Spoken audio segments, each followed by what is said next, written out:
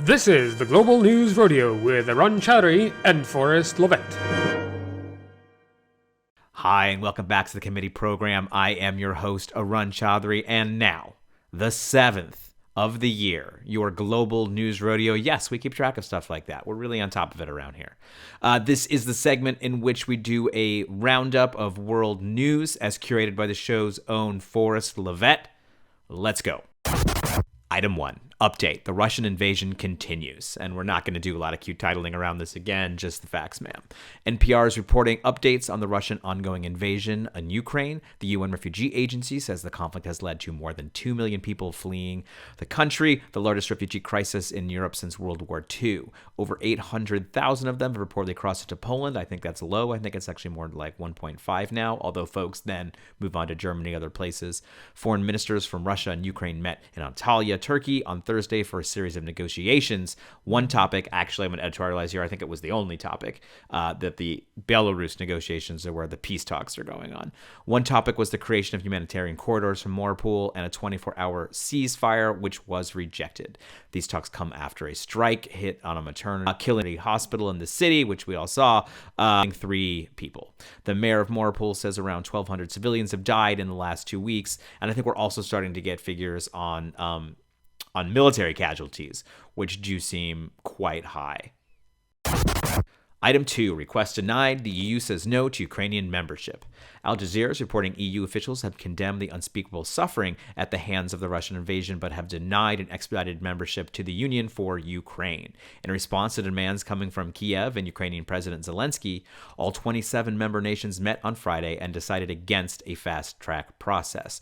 Dutch Prime Minister Mark Rutte, a nice fella, and an opponent of EU enlargement, said, I want to focus on what we can do for Zelensky tonight, tomorrow, and EU accession of the Ukraine is something for the long term, if at all. French President Macron was quoted saying, can we open a membership procedure with a country at war? I don't think so. Can we shut the door and say never? It would be unfair. Can we forget about the balance points in that region? Let's be cautious.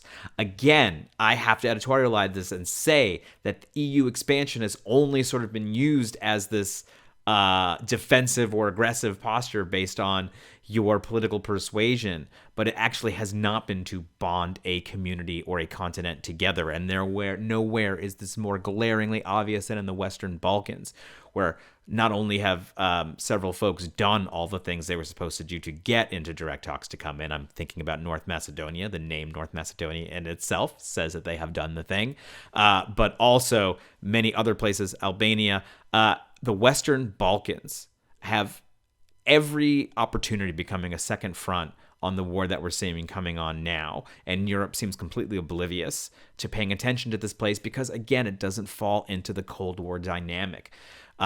People are talking about a multipolar world, but both sides of the conflict we see now are people who are reminiscing, nostalgic for a bipolar world. That is not the same thing. And I think we're seeing what happens when people fall outside your notions of what can happen in that bipolar world. All right, enough from me. Item 3, au revoir imperialist. Mali expels French ambassador. Deutsche Welle is reporting the country of Mali has expelled the ambassador from France and demanded the withdrawal of the French military. In the former French colony, an anti-France Pan-Africanist movement has been growing, which seeks to strengthen its ties with Moscow. The leader of the movement, Adama Ben Diara, said of the decision, it's only logical that we're pursuing a win-win relationship with Russia, and we found that Russia is sincere in their partnership. That's why we prefer Russia over France. Our choice is justified because Russia has never colonized any country. I mean, look, we've had a lot of fight back and forth about what imperialism means, what colonization means. I think the bottom line here is that you do see what a multipolar world looks like and how the folks in Asia, Africa, Latin America, how they react to this multipolar coming is going to be incredibly interesting. And I think it's what Vijay Prashad said he and Noam Chomsky's book is about, the kind of that they're working on. So we'll, of course, bring you that when it's a thing. Item 4, bootlicking bonanza. The U.S. military budget is increased, if you can imagine such a thing.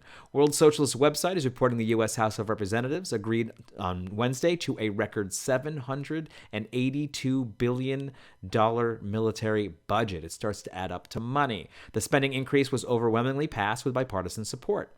Additionally, domestic social spending portion was passed only $730 billion. The bill also allocates another $14 billion for aid to Ukraine. This makes a total expenditure for U.S. military intelligence apparatus over $1 trillion, surpassing the next 8 countries in the world combined. Item number 5, end on a good note.